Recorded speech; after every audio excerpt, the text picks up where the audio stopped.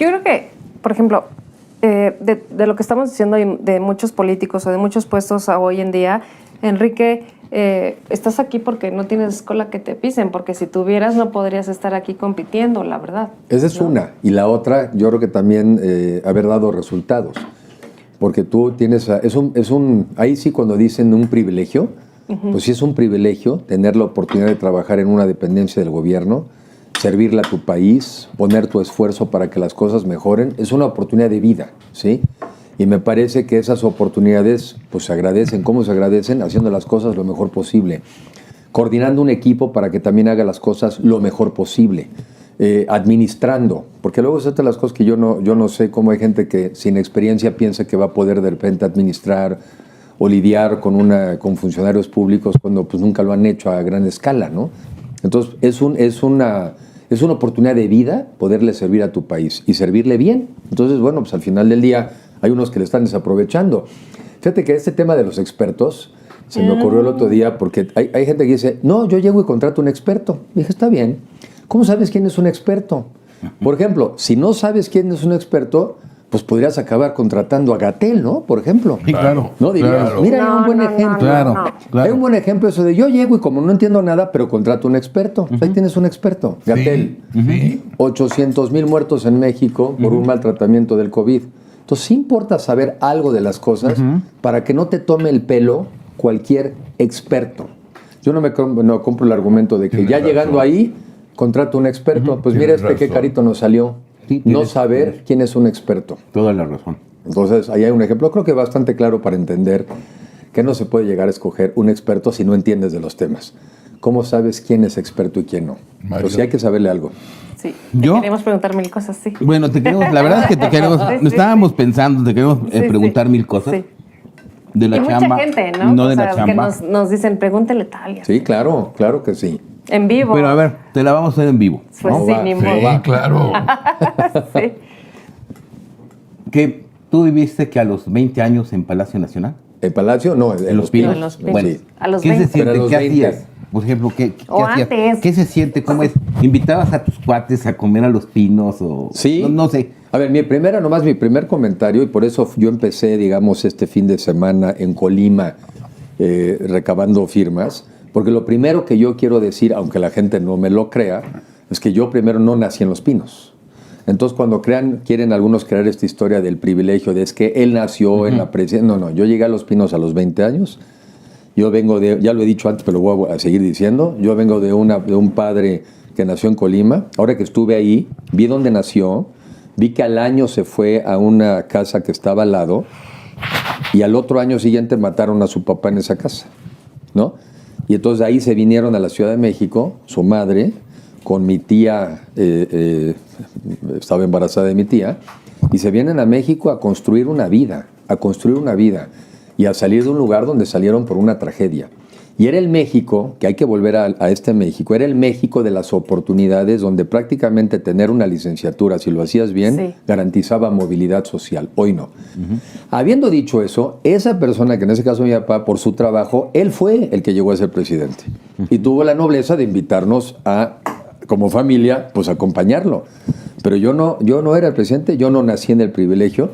Y entonces ahora sí te contesto, ¿cómo fue esa vida? Bueno, fue una vida, por un lado, donde lo que ocurre en Los Pinos es que para efectos prácticos es como si fuera una casa rentada por 6 años. Entonces se vuelve tu casa, es tu hogar. Nosotros incluso nos llevamos los muebles que teníamos en Francisco Sosa, nos los llevamos a Los Pinos justamente para también tener la sensación de vivir con los muebles con los que vivías. Y porque en México tenemos la mala costumbre, a diferencia de Estados Unidos, donde la Casa Blanca en Estados Unidos sí tiene algunos salones abajo que Sí. son intocables. Sí. Y en la parte de arriba, la familia que llega sí los puede cambiar. En México tenemos la mala costumbre de que casi cambias todo. Ya. Pero bueno, llegamos con nuestros muebles, pues te asignaban cuarto, pues sí había suficiente número de cuartos, ¿no? Pero tratar de hacer una vida normal, que en mi caso era ser estudiante de la Facultad de Derecho de la UNAM. Y vas a la UNAM. Yo fui a la UNAM, o sea, yo estudié, entré un semestre tarde porque me registré, pero cuando me registré, pues al poquito tiempo fue cuando nombran a mi papá precandidato y dije, a ver, experiencia de vida, acompañarlo en esa campaña, ¿no? Y ya repondré mi semestre después estudiando. Y así fue como lo hice. Entonces, estudié Derecho en la UNAM. ¿Y cómo te iba? Oye, ¿Y qué? no es un pecado no haber estado en el ITAM, eso se lo perdonamos. Se lo perdonamos. Mis hijos lo han compensado. Pero Oye, entonces, pero ¿cómo eras? O sea, ibas a la Facultad de Derecho, eras hijo del presidente, te acompañaban los guaruras, ¿cómo salías con las chavas? ¿A dónde ibas? ¿Cómo era tu vida? ¿Cómo era tu vida normal, digamos, siendo hijo del presidente, el señor más poderoso? Y en la UNAM. Y en la UNAM. ¿Y qué pasaba? Cuéntanos. montaron, porque ya en el pasado lo habían hecho con algún otro hijo del presidente, montaron un sistema de seguridad en donde me acompañaba gente del Estado Mayor. Pero esa gente del Estado Mayor se inscribieron también como alumnos.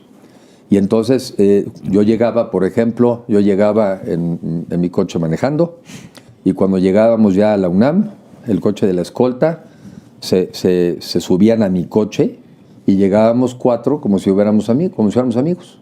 Entonces nos sentábamos, ¿no? Pues llegábamos, salíamos caminando como si fuéramos amigos y nos íbamos al salón de clases. Y entonces muchos tardaron en darse cuenta, pero muchísimo tiempo tardaron en darse cuenta que eran gente del Estado Mayor, porque antes que nada eran estudiantes.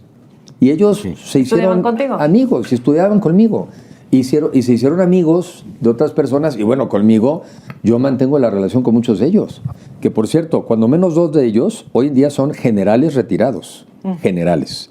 ¿Sí? Pero además uno de ellos también estuvo en temas legales como procurador, pues porque era abogado.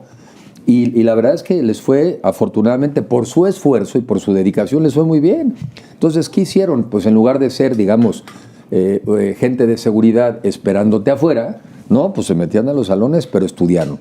Y después, ya cuando ya llegaba yo a Los Pinos, pues gracias, les vaya muy bien. Sabían que yo era una persona de estudio y ellos sabían que en la tarde pues le daban ellos a su tarea también, ¿no? Oye, ¿los maestros nunca te beneficiaron? ¿Cómo te fue con las chavas? A ver, Todos queremos saber, Sí, ¿o no? siempre, desde más o menos tercero de secundaria, como que le agarré el modito a saber estudiar bien. Perdón, Enrique, ¿en dónde estabas en la secundaria? Yo sí, la escuela, digamos, desde mi kinder hasta la preparatoria, sí fui a escuela privada. Yo también. La escuela moderna americana. Yo también. ¿estuviste en el moderno americano? Yo soy de la moderna americana. Yo también. ¿No? O sea, una escuela, creo que también de ahí fue Gurría, por ejemplo. ¿Y yo? Bueno, ¿Tú Georgina. estuviste ahí? De ahí es, por ejemplo. ¿Conocieron ahí? No, Tú eres más Enrique es chiquita. mucho más grande Yo que yo. soy mucho más grande, mucho más grande. De ahí, por ejemplo, es Carlos Elizondo, Sí. que era así, alumno sangrón. de 10. Ese es Alumno de 10. Carlos es sangrón. Este es el que estaba ahí no en Monterrey. Carlos está en el TEC de Monterrey ahora. No, pero No, ¿en la dónde escuela estaba en Miguel Ángel. No, estaba en Nicolás San del Juan. Valle. Nicolás San Juan, Estaba ¿verdad? entre Nicolás San Juan, creo que entre, no sé, Ángel Urraza y... Sí, pero Sí, yo sí, no. sí. Ahora está en Miguel Ángel de Quevedo. Y mi Miguel último Ángel. semestre, nomás mi último semestre, se pasó a Cerro del Hombre, Sí. ahí en Coyoacán. Vivíamos ahí a 2 cuadras Sí, de ahí. sí, sí. Entonces, nomás mi último semestre. Entonces, decía yo que desde la secundaria, pues sí me volví medio matadito, la verdad, ya desde la secundaria. Entonces, ya cuando llegué a la UNAM, pues sí le estudié duro. Y porque además me encantó la carrera de Derecho. A ver, me gusta estudiar. Eres abogado. Yo estudié Derecho. Pero una pregunta, ¿no te decían ahí va el mamón, hijo del Sí. presidente? Sí. A ver, siempre vive uno... Allá en el recreo o en la cafetería. no, Pero Yo creo quiero que saber viven cómo las dos ligaba con cosas, chavas, ¿no? ¿Qué hacías? ¿A dónde salías o no salías? Ese nunca ha sido mi fuerte. No, todo mundo siempre tiene una estigma en contra del hijo de un artista, el hijo de un deportista. empresario, todo. El estigma es algo con lo que uno aprende a vivir. Pero también aprendes a que en la medida en que no vas cumpliendo con esas expectativas, es que es un mamón, ¿no? O es un vago, no estudia. En la medida en que... Es una atenida. No, pues hay de eso también.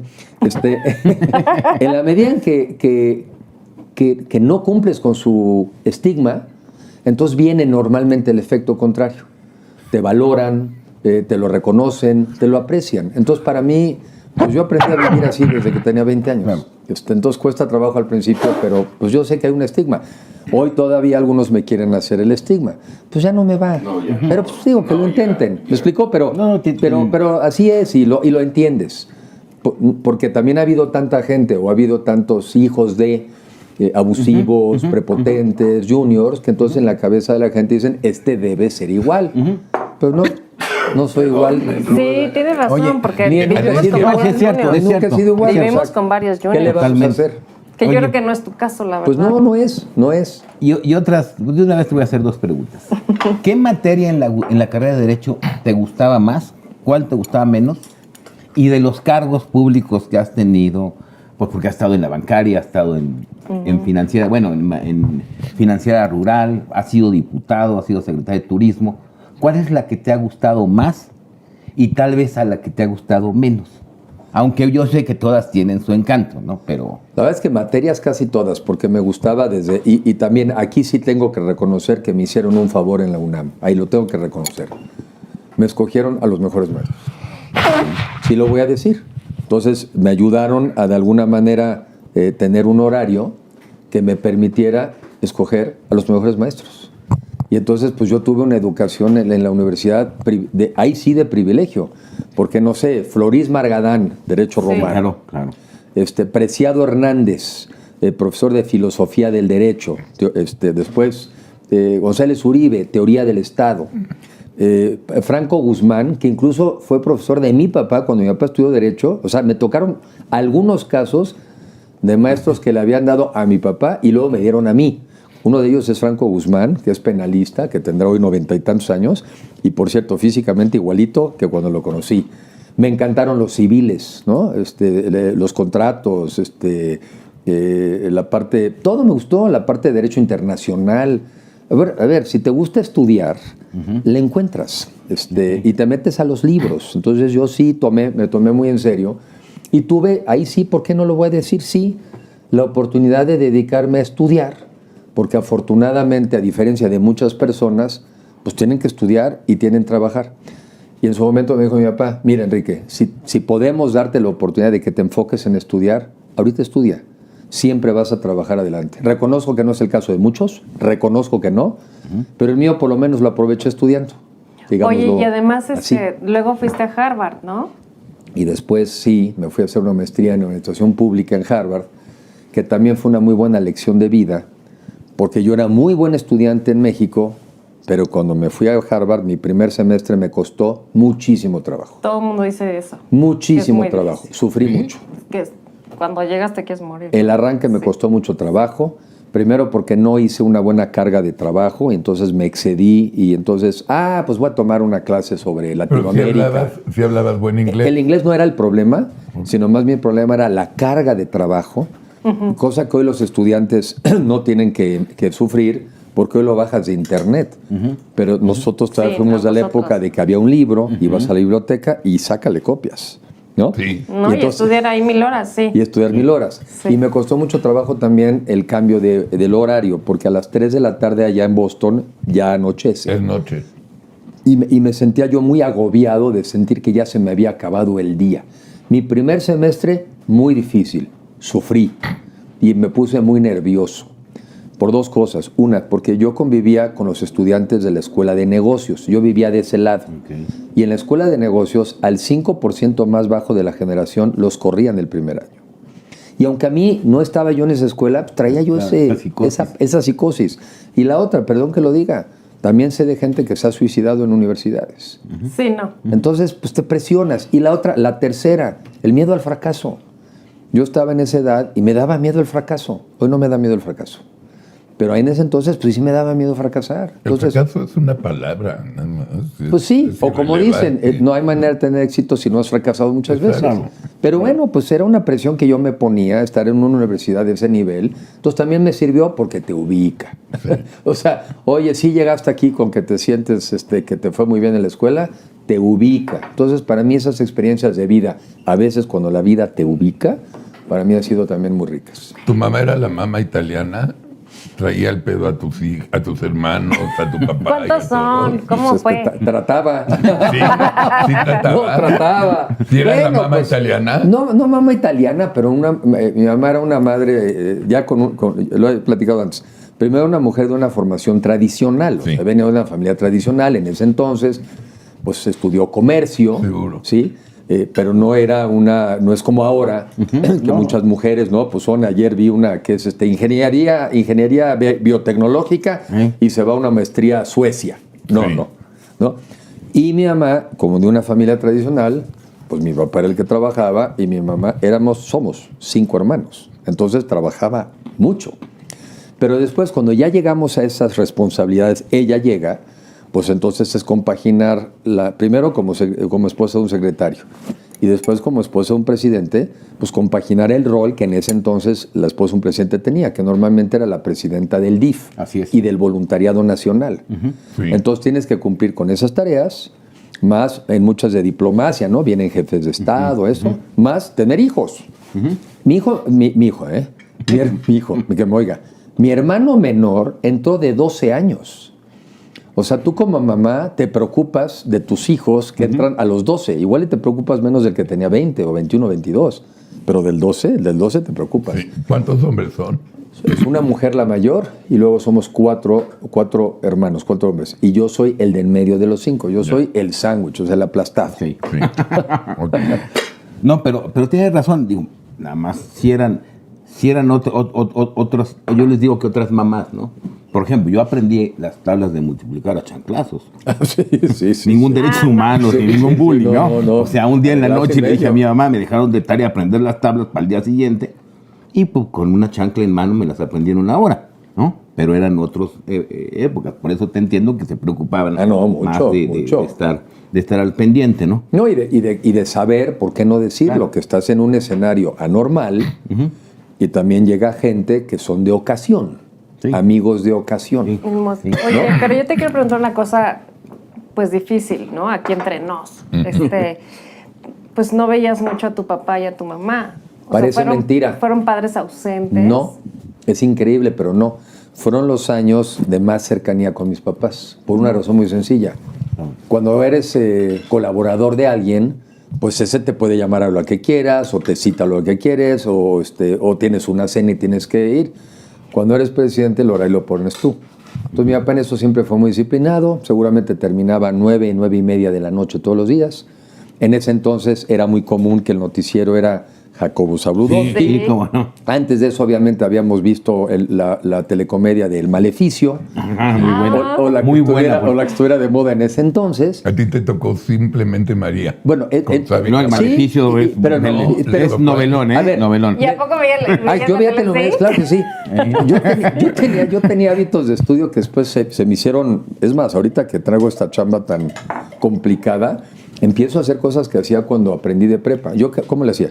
Estudiaba yo, no sé, 45, 50 minutos. Y luego me echaba 20 minutos de ver la tele. ¿Y qué veía? Pues, telecomedias. Pues es Claro. lo que había, además, Sí, no es que pues hubiera. digo, no, tienes gran razón. cosa. Y después otra vez, otra hora y cuarto de estudiar. Y luego, ¿qué? Pues la telecomedia. Entonces, un poco a tu pregunta, fue la época en que más cercano fui de mis papás. Porque todas las noches, todas, con pocas excepciones, después del noticiero nos poníamos a platicar. Todas las noches. Así, para mí es una época así inolvidable, en ese sentido. Porque es cuando éramos más cercanos, más amigos.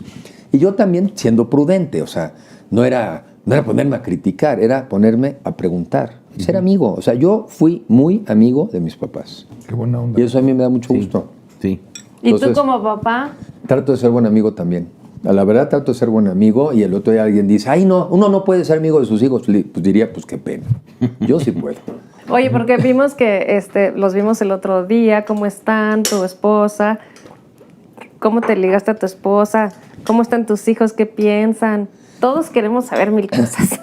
La esposa fue después. La esposa, fíjate, ella fue. Estando yo, habiendo terminado ya la carrera, me fui a un curso de verano a Harvard. Un curso de verano, como se hacen en algunas escuelas, que tú vas, pagas tu materia. Sí. Pero yo ya lo hacía con miras MacArthur. a poder hacer la maestría. Coincidió que exactamente lo mismo estaba haciendo Isabel, ahora mi esposa, lo mismo estaba haciendo.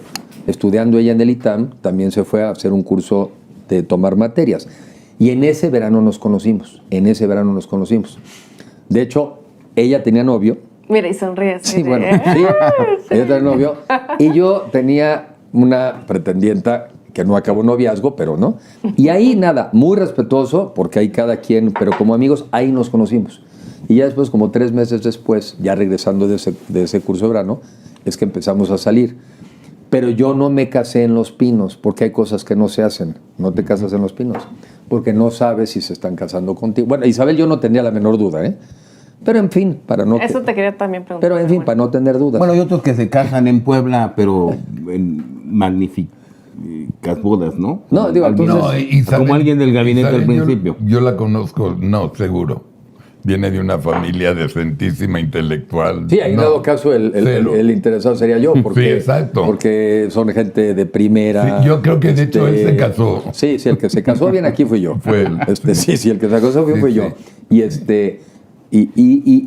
Pero tuve esa oportunidad y luego ella, que es una mujer de estudios, estudió en el ITAM, es economista y por sus propios méritos la aceptaron también en Harvard. Entonces los dos hicimos la maestría y después los dos nos fuimos a trabajar un par de años a Nueva York como banqueros de inversión. Entonces fíjate, yo vengo de la UNAM, me voy a Harvard a estudiar finanzas y economía y 2 años estoy de banquero de inversión en Estados Unidos, lo cual a mí me enriqueció enormemente mi experiencia como profesional, pues porque a mí no me cuentan qué es eso de Nueva York y qué es eso de los mercados. Los mercados son personas como todos nosotros haciendo cosas. Xochitl, pues te he escuchado hablar sobre tu infancia, sobre tu historia de vida, un poco pues el tema de las gelatinas, los tamales, etcétera, pero me gustaría que nos contaras un poquito más amplio cómo fue, cómo es que una mujer llega a ser candidata a la presidencia en este país. A ver. Debería haber sido una infancia mucho más normal. Mi padre había estudiado para maestro rural en el Meche cuando terminabas con secundaria y eras maestro.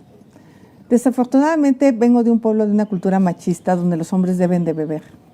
Y es más, es mal visto que los hombres no beban. Entonces, pues desafortunadamente muy joven tomó el alcohol y ahí empezó el martirio de mi mamá. Mi mamá había quedado huérfana a los 9 años. Mi abuela murió de 34 años. Obviamente hoy tú vas al pueblo 60 años después y pues es otro pueblo, ¿no? Todo el mundo quiere ver ese pueblo de hace 60 años. Hay que ubicarnos en el pueblo de Tepatepec hace 60 años, donde dominaban 2 caciques, Felipe Contreras y Telésforo Contreras, y tenían al pueblo asoleado. El pueblo no tenía servicios, solo había escuela primaria. Era un pueblo pues con pocas posibilidades. La verdad, Progreso, Mixquiahuala, como que eran pueblos donde había más comercio, Ixmiquilpan, Actopan, y Tepa se quedaba como atrasado justamente por los cacicazgos. Una infancia, yo creo que pude haber aguantado la pobreza, pues esa no pasa nada, la violencia. Yo creo que a mí sí la violencia me marcó muy cañón, porque mi papá era un hombre extremadamente violento. O sea, yo recuerdo imágenes de agarrar un molcajete y aventárselo a mi mamá. ¿Molcajete? Molcajete. No mames. No, o sea del coraje. Recuerdo una escena de sacar una escopeta y decir que le iba a matar en su estado de embriaguez. Y yo tenía 7 años, ¿no? A mí me golpeó, a mis hermanos los golpeaba. Esa parte, o sea, a mí me costó muchísimo trabajo perdonar a mi papá. O sea, tuve que hacer muchísima terapia psicológica ya adulta, porque además todos los hermanos tuvimos ataques de pánico, todos. Sí. O sea, y yo no entendía el origen de los ataques de pánico, y yo obviamente tenía que ver con mi infancia. Entonces mi mamá, ante esa situación de que pues no había dinero, pues decidió que teníamos que trabajar. No se sentó a ponerse a llorar, se puso a facturar. Qué bueno, qué bueno. Y primero empezó planchando, lavándole a un tío que más o menos le iba bien en el pueblo, y luego se nos ocurrió hacer gelatinas. Y hacíamos gelatinas de vasitos, y yo iba a venderlas a la plaza antes de entrar a la primaria. Y era muy feliz, pasaba la Chepa conmigo, por mí, la Chepa vendía pollo, ella tenía como 15 años, yo tenía 8 años, y ya nos íbamos juntas las dos al mercado. Yo me sentía como protegida por la Chepa. ¿Y dónde las vendías? En el mercado del pueblo. A la gente que iba al mercado. Ah, sí, en el mercado. Ya, okay. Y las vendía bastante rápido porque era bastante simpática. Era bastante simpática y ya. Y pues yo en eso gano un concurso de matemáticas. y hubo como un paseo a la ciudad de premio. Y venir a la ciudad sí fue para mí muy sorprendente. Aquí. Aquí. ¿Ya O a qué sea, edad? Tendría yo 9, 10 años, Ok. más o menos. 10 años. Creo que fue en quinto, 9 años. ¿Tú te imaginabas la ciudad así alguna vez? No, fue la primera vez que vine. No, pero en tu cabeza, o nunca no, pensabas. porque no teníamos tele. Tú como Ya. medio te imaginas la ciudad con Sí, la tele. Sí, Yo oía el radio. sí. Oíamos el radio, oíamos Era el maravilloso. exámetro, el Chucho el Roto, el Cochinito, la tremenda corte. El monje loco. No, todavía no. ¿No? La tremenda corte, ¿no? Era De Tres buenísima, Patines. de Tres ¿no? Patines. Comíamos ahí con la tremenda corte. Entonces, la niñez fue con radio. Los fines de semana que jugaba el Cruz Azul, poníamos las pilas al sol para que cargaran para poder oír el partido del Cruz Azul. Desde entonces ya era aficionada del Cruz Azul. Entonces mis hermanos nos íbamos al cerro, había un canal que ahora sé que es de Aguas Negras, y ahí nos íbamos a echar clavados. Ahí aprendí a nadar en el canal de Aguas Negras, mucha libertad. Y bueno, decidí regresar de la ciudad e ir a la secundaria. Así yo dije, tengo que ir a la secundaria. O sea, no hay de otra, y entonces ya fui a ver a mi papá. Dijo, ¿qué secundaria? ¿De qué la chingada? Está el metate. ¿No? Y mi mamá pues como que dijo, pues sí, pero ¿y las gelatinas quién las va a vender? ¿No? O sea, como que le preocupó. O sea, el ingreso que tú colaborabas sí servía. No. ¿Era diario? Era diario, era importante. Y los sábados vendíamos tamales. Teníamos una tía que no se casó y que esa era súper emprendedora. Galletas, tamales, pasteles. Qué padre. Lo que podía. O sea, ellas dos me enseñaron a trabajar muchísimo. Había días que nos levantábamos a las 5 de la mañana para hacer galletas. Y ella las vendía en la tienda del tío. Entonces, bueno, pues ya el tío dijo, sí, yo vendo las gelatinas, me fui a la secundaria y ahí aprendí a hacer gelatinas de colores en la secundaria. Hubo un curso de cocina y entonces empecé a hacer de leche y de agua. Pero nada más que la leche había que ponerla temprano y luego el agua como a las 2 de la mañana ponerle la siguiente. Y sí era más trabajo, pero pues sí, se hicieron muy famosas nuestras gelatinas. Es más, le llamaban las famosas gelatinas. Terminé la secundaria y pues yo dije, pues, ¿por qué no? Y en la secundaria ya empecé yo a involucrarme en el trabajo comunitario. Empezaba lo del DIF, llegaban los desayunos, luego los desayunos se quedaban ahí tirados en la presidencia. Yo tomaba una carretilla, los iba a dejar a las comunidades altas del pueblo, donde había mucha más pobreza todavía. Mi mamá con esa leche hacía un atole. O sea, mi mamá siempre le buscaba, ¿no? Compraba las tripas del pollo y nos hacía una sangre de pollo que no sabes qué cosa más rica. O compraba las vísceras del borrego y hacía una sangre de borrego, que es muy común de mi pueblo, la sangre de borrego. ¿Puedo interrumpir un segundo? Sí. Porque luego se me olvida. Xochitl y yo, cada Cruz Azul León, son 500 pesos fijos, de aquí hasta que nos moramos. Me ha partido la madre bastante, pero Ay, pero sí le sigo ganando. me sigues ganando por eso. Ok, ya. Y perdón. pues ya terminando la secundaria, empecé a involucrarme y decidimos que había que quitar al cacique.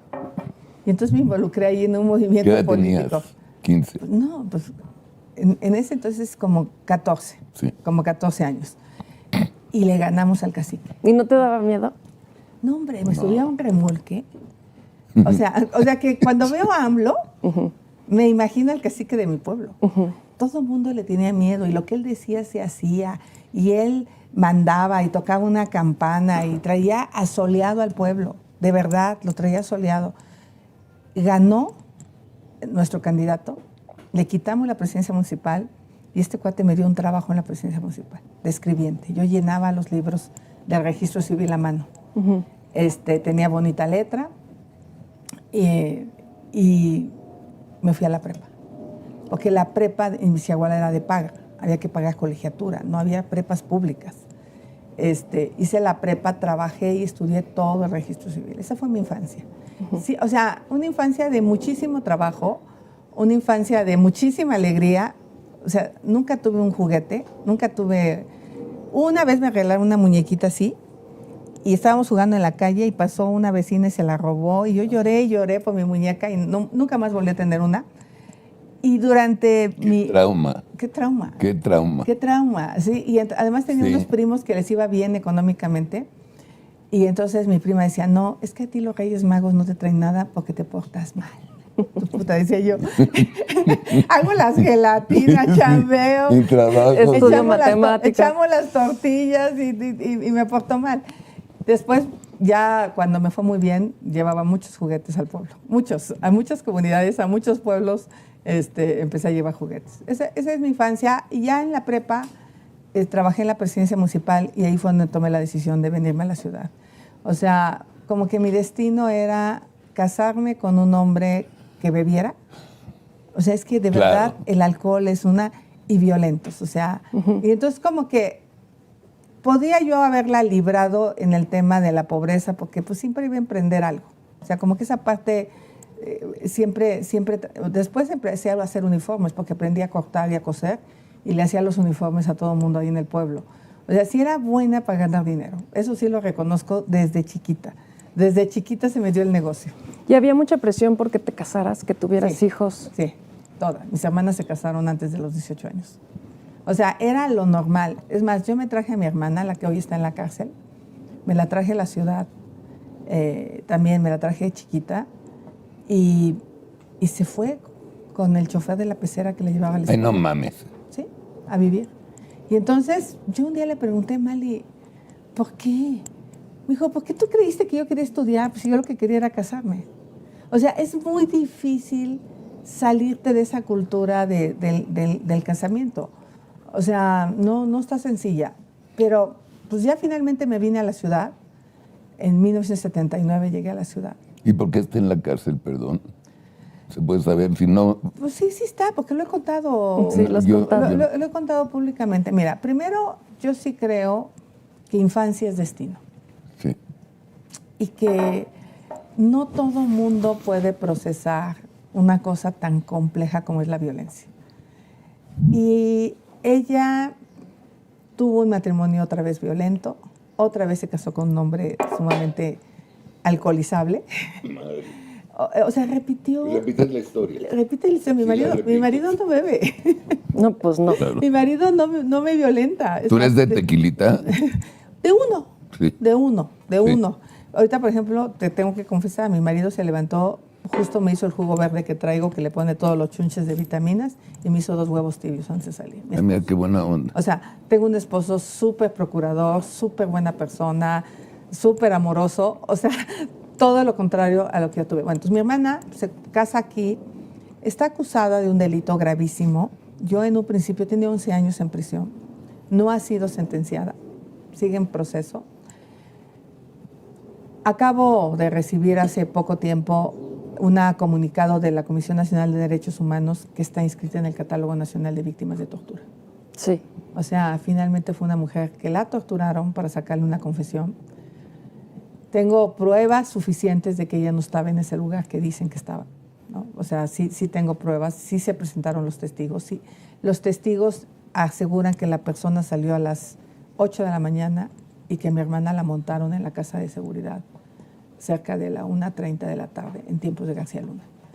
Entonces, está en el expediente, todo esto que estoy diciendo está en el expediente, y pues hemos esperado pacientemente este proceso. Yo me hice cargo de sus hijas, sus 2 hijas están conmigo, las 2 son ingenieras, las 2, sí, porque pues ya no quería que infancia fuera destino de mis sobrinas, y tomé la decisión de arroparlas, de tenerlas conmigo. Una es la directora general de una de las empresas, otra es la directora de recursos humanos de otra de las empresas. No me digas. Sí, Qué sí, bien. Sí, qué bien. Y acompañan a la... O sea, es que mis hijos trabajan. O sea, yo sé que me gustaría preguntarle a qué se dedican los hijos de otro señor, cuál es su empleo, cuál es su ingreso, ¿no? O sea, los míos, los 2 los tengo en la empresa que yo fundé. ¿Por qué quieres ser presidente de la República? ¿Qué necesidad tienes de ser presidente de la República? Primero, porque quiero. Ok. Es lo primero. Bravo.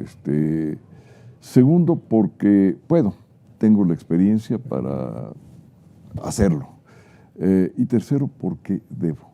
Tengo una necesidad imperiosa de quitar a este gobierno y poner otro, y siento que es un deber que lo haga con todo lo que tengo: inteligencia, capacidad, experiencia, deseos, voluntad, carácter, todo esto, ponerlo a disposición de mi país, porque además, pues, por la edad que tengo, es el momento de hacerlo. Dime una cosa, tú eres de los que piensan que esta elección, que todo el mundo presumimos que va a ser de dos candidatos, tú y el otro o la otra, nada más dos candidatos, ¿eres de la idea que estamos votando democracia, autoritarismo? Sí. ¿Sí? Sí. ¿Sí crees? Democracia, autoritarismo. Contra autoritarismo. Sí, división contra una unión También. en un país diverso y plural. Un país cuyas instituciones se están destruyendo. Entonces, destrucción contra construcción. Ok. Violencia contra seguridad. México en el mundo y México viéndose al ombligo y a las dictaduras caribeñas y centro y sudamericanas. Entonces, son dos visiones tan distintas. Un México gobernado por civiles, particularmente sus temas de seguridad, y no por militares. Un México de emprendedores, de gente que quiera vivir mejor, y no un México que el gobierno quiera, y además sea una política, que permanezcan pobres porque les responde en elecciones. Entonces, todo esto, pues son dos visiones, Carlos, tan diametralmente opuestas. Yo pienso que la visión de López Obrador es una visión que nos lleva al abismo, punto. Y yo creo que la otra visión, con el tiempo, con la perseverancia, con la mejor gente, la más capaz, nos puede llevar a aprovechar el mundo del siglo XXI, el mundo global, y dar lo mejor que tiene México y lo mejor que tiene el mundo para México.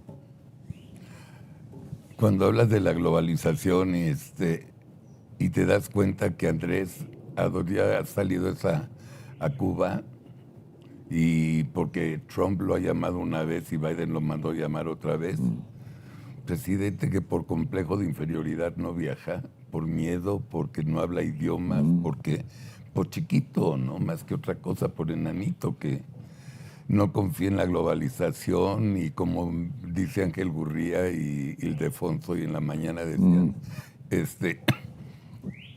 no hay nada que más haga enojar a un primer mandatario que invites a presidentes a tu país y que no vengan. ¿Qué pasa? Tampoco van. Y nos están aislando poco a poco.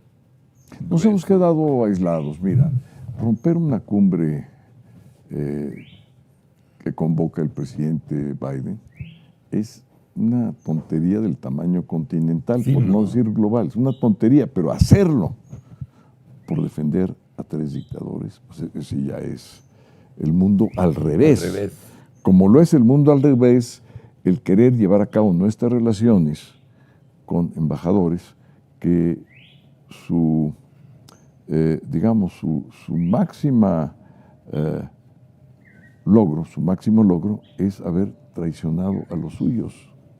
O sea que es no solamente el mundo al revés, pues el mundo al revés en valores, porque la traición no se premia, nunca. O sea, es Judas. Judas, el papel que juega Judas es el papel de muchos de nuestros embajadores que están hoy representándonos. Ahí están, sí, Ahí sí. están. Sí, Entonces, sí. todo esto... Pues, hasta cónsul en Barcelona.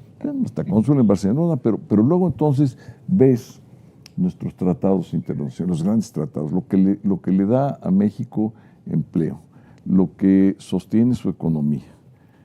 Y el gobierno los incumple. Sí. Los tratados comerciales y de inversión. Sí. Pero no acaba ahí. Los tratados del medio ambiente, el Acuerdo de París y todo lo demás. Pero no acaba ahí. Los tratados de derechos humanos. Cuando el Parlamento Europeo le dice, oye, en tu país se están matando a periodistas. Llevamos, por cierto, 41 en esta administración. Y pues eso es, y la respuesta que da López Obrador.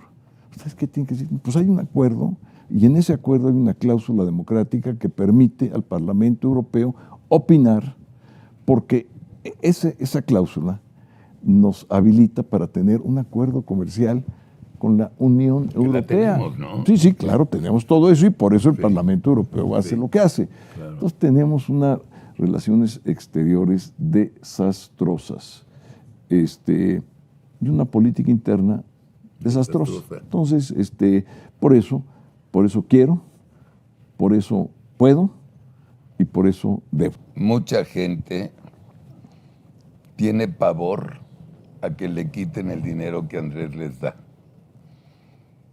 Mucha gente gana una fortuna porque es el viejito, la viejita de 60 años, más el nini que ni trabaja ni estudia, son otros 4,000 pesos, y te volteas y sin trabajar,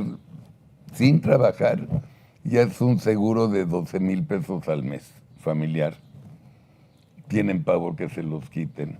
Entonces yo quisiera que termine este programa con un mensaje tuyo, porque muchos de estas personas creen que darles dinero es como un chantaje, un soborno para que voten por Morena. No entienden que está en la Constitución dar ese. Que te entiendan qué vas a hacer con todos ellos, pero que no estén de huevones recibiendo dinero, excepto los viejitos que tienen razón de retirarse. Pero, ¿qué vas a hacer con ese segmento tan grande, que es gigantesco, para que no crean que es nada más una dádiva de Andrés? Mira, varias cosas. Primero, estamos viviendo en una situación de emergencia. Entonces, son transferencias que se hacen necesarias, que son fundamentales. Entonces, sí hay que mantenerlas, pero hay que mejorarlas. Y se mejoran de dos maneras.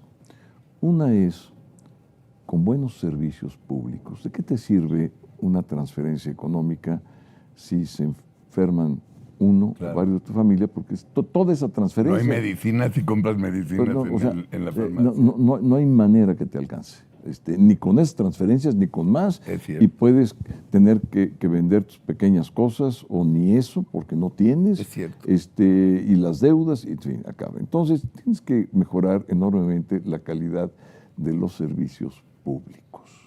Y eso es fundamental, porque parte de la política social solamente se piensa en esto, en las transferencias. Y segundo, ¿qué es lo que yo haría?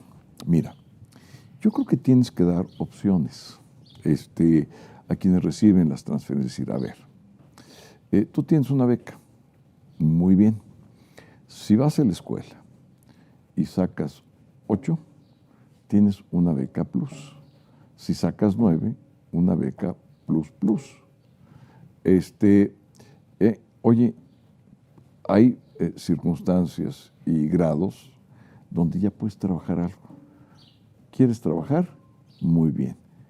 El empleador que le dé trabajo tiene un aliciente del gobierno, un incentivo del gobierno. Mira. Pues un incentivo fiscal. No había pensado eso. Entonces, Sí. Entonces le dices, bueno, porque mira, oye, tú ya eres un adulto mayor. Muy bien, tienes 68 años. Estás muy bien, sano, puedes trabajar. No hay nada más triste que ver a un adulto mayor que puede hacer cosas Y no pueda. y no pueda. ¿Y Claro. qué le va a pasar? Pues se va a poner triste y se va a deprimir. Sí. Entonces tienes que darle la opción. Oye, pues igualmente yo le doy, oye, y lo que te dicen, a partir de los 50 años no hay trabajo. Entonces hay que incentivar para que la planta industrial y de emprendedores dar trabajo. Y el trabajo que sea premiado. Entonces, si recibes una beca, la sigues recibiendo, pero puedes haber pluses y pluses. Y ahora también puede ser un programa que resuma todo eso en un ingreso universal. Se quedan los programas, pero los englobas. Y luego hay cosas que yo sí haría, y en 6 años pondría como esas jornadas de alfabetización de Vasconcelos. Sería una jornada para acabar con la pobreza extrema. Y sí se puede, Carlos. Te creo. Sí se puede acabar con la pobreza extrema en un sexenio. Se puede. En un sexenio. En un sexenio. Porque simplemente esos programas que ya están, los incrementas y generas esos servicios públicos focalizadamente en esos municipios y en esas regiones. Ahí es donde pones tu atención. Mira, yo creo que hay algo bueno de López Obrador. Y sé que lo estoy diciendo en Atypical, y sé quién nos está viendo y sé quién eres tú, pero hay cosas que a mí sí me han llamado la atención, que es su mirada al sur. Esto del tren interoceánico puede ser, Carlos, que está mal diseñado, que está mal planeado, que los militares y los marinos, muy bien. Es una idea, es una gran idea. Y el sur sí está en una situación que el gobierno tiene que poner una atención muy, muy especial. ¿Cómo le vamos a hacer para que lleguen universidades, tecnológicos, industrias, y que todo esto salga adelante? Entonces, como tú lo acabas de contar, pues que no era. Pero como soy lo tlaxcalteca, usual. no es mi vestimenta. No, ya sé, pero en aquella época tú misma me acabas de contar que al otro día, bueno, ¿por qué fue vestida así? ¿Cómo lograste ir subiendo, ir abriéndote paso y mostrar que las mujeres, pues somos, fíjate que me choca mucho cuando dicen, ¿y usted cree que México está preparado para que una mujer sea presidenta? Oye, pero hasta la pregunta ofende, ¿no? ¿Cómo Mira, le hiciste? A mí a esa pregunta me gusta contestar. ¿Y usted cree que México estaba preparado para que lo gobernaran ciertos hombres? No, hombre. Es una. Simplemente te refleja un condicionamiento cultural. Mira, Tere, yo tuve en el desarrollo de mi trayectoria política muchos maestros y muchas maestras, muchos buenos amigos y amigas que fueron solidarios, que me dieron oportunidades, que me orientaron, pero sobre todo nunca me detuve en lo intrascendente, nunca me detuve en lo superficial. Siempre traté de comprender qué era lo verdaderamente importante para el país, dónde debería colocar mi esfuerzo para apoyar el desarrollo de México, y ahí dirigí mis propósitos. Y si mientras tanto decían que era yo A, B, C o D o X, Y, Pero Z, sabes qué, digo yo como mujer, yo soy más grande que tú evidentemente, y bueno, pues sí nos costaba trabajo.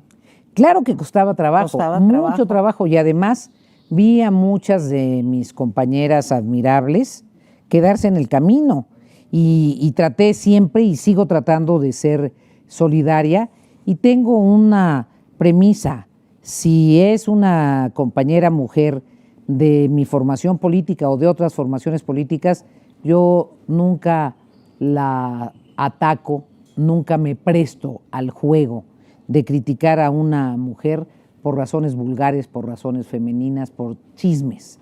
Si tenemos diferencias ideológicas, que se discutan en el terreno de lo ideológico. Pero desde luego, mi querida Tere, pues tuve tropiezos y problemas. Oye, no por otras cosas de repente me sacaron del país, aunque son oportunidades, pero no seguí en la política nacional. Y aproveché esas oportunidades. También tuve que ser candidata de sacrificio en la plaza más difícil en la Ciudad de México para que pudiéramos ganar la presidencia de la República. Cuando dice Beatriz, pues Beatriz se fue a Brasil. ¿Cuántos años, Beatriz? Sí, entonces, pero siempre veo las cosas con optimismo. Siempre encuentro el lado positivo de las cosas. A ver, Beatriz, ¿estás preparada? Muy preparada. ¿Cuál es, fíjense, ahí va el cuestionario para usted. Fíjense, ¿cuál es el principal rasgo de tu carácter? ¿Cómo te definirías a ti misma? Serena y firme. ¿Divertida también? ¿Con un gran sentido del humor? Tú sabes que sí, Tere, tú sabes que sí. Alegre, Alegre, esa es la palabra. alegre, soy alegre. ¿Qué cualidad aprecias más en un ser humano? La Mire. sinceridad, Ok. la verdad. ¿Por qué? ¿Por qué? Porque me gusta la verdad, me gusta comprender la verdad. ¿No te gustan los otros datos? Pues está más padre, ¿no? Bueno, O sea, pues no me cuentas gusta verdad. la fantasía cuando voy al teatro, cuando escribo literatura, en fin, pero cuando me manejo en el hipotético mundo real, porque ahora ya no sabes cuál es el mundo real y cuál es el mundo virtual, y cuál es el mundo en 3D o en 5G, pero a mí me gusta la verdad. A ver, Beatriz, ¿qué esperas de tus amigos, de tus amigas? ¿Qué es lo que podemos esperar? ¿Qué te llevas con la gente que no se parece a ti, que no piensa como tú? Mucho, siempre. Pero no te caen gordos porque no piensan como tú. No son tus enemigos, no sé, tus adversarios. Al contrario, creo que me dan una enorme oportunidad de aprendizaje. Me parece que es una de las mayores riquezas de nuestro país, el pluralismo, las diferencias entre ¿Te nosotros. puedo pedir que hables con cierta persona? Porque nomás, fíjate, no habla con nadie que no piense como él. Entonces, pues, sí está cañón, ¿no? Tengo que aprender la tonalidad tabasqueña. Teresita, por favor, te vamos a imploro. preguntarle a mi tocaya Pajés si el tono tabasqueño sirve para algo. No Parece creo, que no. parece que no, Parece ella que no, tampoco la que no quiere. es. Parece que no es por el acento de Macuspana. No, yo creo parece que no, Beatriz. Pero fíjate que esto me lleva a preguntarte algo. ¿Qué está pasando con la política en el mundo? ¿Por qué personalidades autoritarias que no tienen realmente la voluntad o la vocación de poder ayudar a los demás? Regálenos otro tecito. Un tecito no sugar. Sí. A ver, ¿qué pasa? ¿Por qué el mundo está? Digo, te puedo decir Trump, te puedo decir López Obrador, te puedo decir Orbán, te puedo decir, en fin, ¿qué pasa, Beatriz? Pasa que las políticas económicas en general no dieron los resultados que se esperaban y que la revolución tecnológica generó un mundo lleno de expectativas y que esas expectativas no se han satisfecho.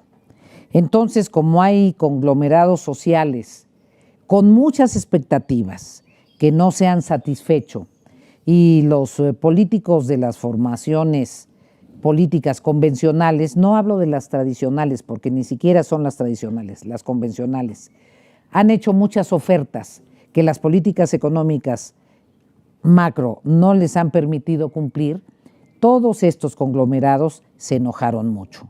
Entonces, cualquier oportunista demagogo encontró terreno fértil. Entonces, es la etapa. O sea, ¿es el fracaso de la democracia? No, es el fracaso de las políticas económicas. Pero como tienen el poder, las políticas económicas, entonces se traslada el fracaso al ámbito político. Fíjate, Sí.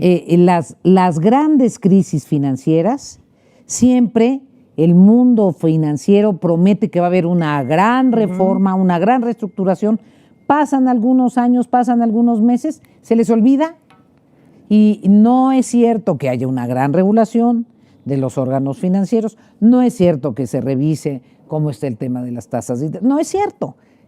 Hasta que entra en otro ciclo y hay otra gran crisis. Hasta que entra en otro ciclo y hay otra gran crisis. A ver, Beatriz, si tú crees que de veras se puede resolver el problema de la desigualdad, o sea, porque yo creo que eso es lo que vendió el presidente, ¿no? Primero los pobres, en fin.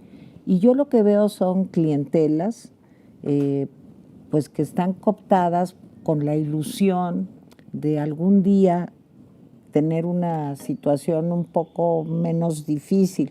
Pero tú que naciste en Tlaxcala, que conoces de a de veras, o sea, cuáles son los problemas, explícame, ¿se puede resolver eso? Más allá de una idea bonita, de que seduzca a los electores, ¿cómo se hace para resolver eso?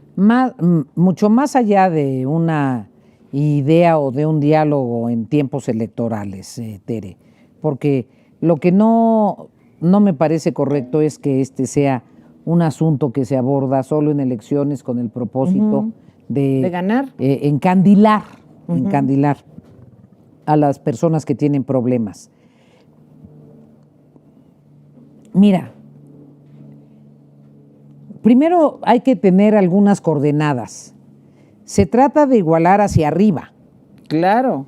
Porque hay quienes el pobrismo proponen igualar hacia abajo. Que todos estemos más jodidos. Entonces, las gentes que hicieron un enorme esfuerzo para vivir un poco mejor y que tienen expectativas de que a sus hijos les vaya mejor, pues no se trata de que se vayan hacia abajo, ¿no? Entonces, hay que tener algunas convenciones. Se trata de igualar hacia arriba. Exacto. Eso es muy importante. Primero. Sí. Y tienes que fijar una medianía razonable. Como decía Benito Juárez, la honrada medianía. Pero es la honrada medianía. Ah, no tiene que ver eso con casas en Houston, no, eso no. ¿Esa no es la honrada medianía? ¿De qué hablas, Teresina? Ay, Beatriz. Tú tienes muchas ganas de que... Sí, ¿verdad? Es que yo soy mala. Cuidado, yo soy Teresina. mala y grosera. Eres mala y traicionera. Tienes corazón de piedra. Porque sabes que te quiero. Y me muero. No, ya y no dejas. Y no dejas que me muera. Bueno. O que te quiera. Sí, mejor. por ahí, que sí. me muera, pues no, ahorita todavía no tantito. No, pi. Bueno, ¿qué sucede entonces? Primero tienes que lograr que haya una base. Esa base sí tiene que ser pareja. La gente tiene que tener alimentación suficiente para que su coco funcione. Claro, si no, no hay de Entonces otra. tienes que tener una política nutricional con certeza. Escuelas, por ejemplo, de tiempo completo con desayunos. Sería racional. Yo nunca entendí por qué cancelaron las escuelas de tiempo completo. Beatriz, no corresponde a ninguna de las prioridades de este gobierno. No, pero es que nada corresponde. O Digo, sea, perdóname. Dije, al revés, las escuelas de tiempo completo esas sí caían como anillo al dedo a la idea de una política social integral. ¿Y los desayunos escolares, o sea, no crees que también? Naturalmente. Entonces, es que, Beatriz, perdón, lo que acabas de decir es muy importante. Si no comes, no aprendes. Si no comes, no piensas. Exacto. Entonces, si quieres que haya una sociedad de personas que piensen, bueno, entonces una política que garantice que haya abasto alimentario. Pero no solo cancelaron las escuelas de tiempo completo. La política agropecuaria ha sido errática, terrible, absurda, le ha pegado precisamente a los pequeños productores, a los medianos productores, a los que están dedicados en el sector primario a producir alimentos. Han dicho puras fantasías. Así es. Que iba a ser el gobierno de la autosuficiencia alimentaria, que íbamos a dejar de importar. Se multiplicó la importación de granos. Es cierto que se atravesó la crisis en Ucrania y le pegó al tema de los fertilizantes. Claro. Han estado caros los fertilizantes como nunca. Bueno, absurdo. Bueno, como si estuvieron en contra. Termina la banca de apoyo al campo. O sea, por primera vez en la historia de México, después de la Revolución Mexicana, desaparecieron los programas de financiamiento para el sector rural, para los productores de alimentos. Bueno, me tardaría todo el día hablando de los errores en la política agropecuaria. No, y mira que sabes de eso, Beatriz. Es- ha sido tu tema. Yo creo que uno de los temas centrales de tu vida es el tema del campo, el tema agropecuario. Y ahorita lo que pues empezamos a ver cómo se empezó a deteriorar la situación para los productores en Sinaloa, en Sonora, y es un asunto que puede crecer, ¿no, Es muy Beatriz? serio, es muy serio. serio. Los productores tuvieron que llegar a medidas extremas, como tomar carreteras y tomar aeropuertos, El pero aeropuerto. ellos simplemente están exigiendo lo que les prometieron. Les prometieron que iban a pagar los costos de producción del maíz, les prometieron una cantidad y luego resulta que se les olvidó, pues no puede ser. No, y luego les sale más caro producir. Que lo que ganan. Entonces, ¿cómo? Entonces, tienes que garantizar una base, acceso a la escuela, pero una escuela donde aprendas. ¿Cómo? No se trata ¿De depositar a los niños? Sí, no. ¿De guardarlos? No, se trata de usarlos. Porque, o sea, perdón. ¿Te acuerdas ojalá de una los guardaran. terrible película y libro de ciencia ficción? 1984. Ay, claro. Es que, fíjate, Beatriz, que ese tema de la educación es muy duro de entender. No puedo entender la destrucción de un trabajo tan importante como eran los libros de texto, que te llevaban de veras, y es falso que no hubiera libros de texto en lenguas indígenas, en idiomas indígenas, para decirlo correctamente. Eso es falso. Digo, me consta que es falso y a ti también te consta que es falso. Pero cuando se quiere utilizar la escuela para adoctrinar a los niños... Madrazas. Esto sí ya, Beatriz, me parece que es apocalíptico. Esa es luego dicen, Teresina, que hablamos con palabras muy elevadas. Exacto. Es que eso de decir resiliencia es muy complicado. Pero hay una que le cuesta más trabajo. Empatía. Esa ni siquiera sabe qué es. Esa no sabe qué quiere decir. Empatía no pero, puede. A mí sí me parece que lo del sistema educativo mexicano es gravísimo. Es una Te quiero decir tragedia. que tuve la oportunidad de platicar con el doctor Guevara Niebla, que tú conoces muy bien. Bueno, su preocupación es absoluta. La destrucción de todos los criterios pedagógicos para poder hacer que los niños aprendan y aprendan fácilmente. Esto sí puede destruir al país, pero de fondo, Beatriz. Pienso incluso que la gran habilidad política que ha ocultado entre brumas lo que realmente ha estado pasando en el sistema educativo es un asunto que te refleja cierta intencionalidad. Es muy grave.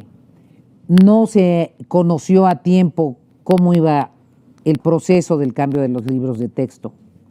No se conoció a tiempo qué estaba pasando con los nuevos planes de estudio. No los hemos conocido plenamente. Así es. ¿Quién sabe? Lo único que sabemos es que con motivo del COVID no le aplicaron exámenes a los niños. Bueno, es que ya enlace la prueba que se hacía para ver si los niños año con año iban aprendiendo lo básico, lectura, escritura, comprensión de la lectura, aritmética, ya no se hace. La prueba PISA de la OCDE ya no se hace, Beatriz, porque mira, yo te lo voy a decir en una cosa que yo entiendo muy bien, bajar de peso. Bueno, quiero entender. Para bajar de peso, lo primero que tienes que hacer es pesarte. Si no te pesas antes y después de la dieta, ¿cómo sabes que bajaste de peso? Y el problema de este gobierno es que no hay evaluaciones. No se evalúa lo que se hizo. Es que evaluar es un concepto neoliberal. Sí. Tú andas muy confundida, Estoy Teresina. confundida, ¿verdad? No, pero francamente, tú también, tú francamente. quieres que los niños ¡Aprendan!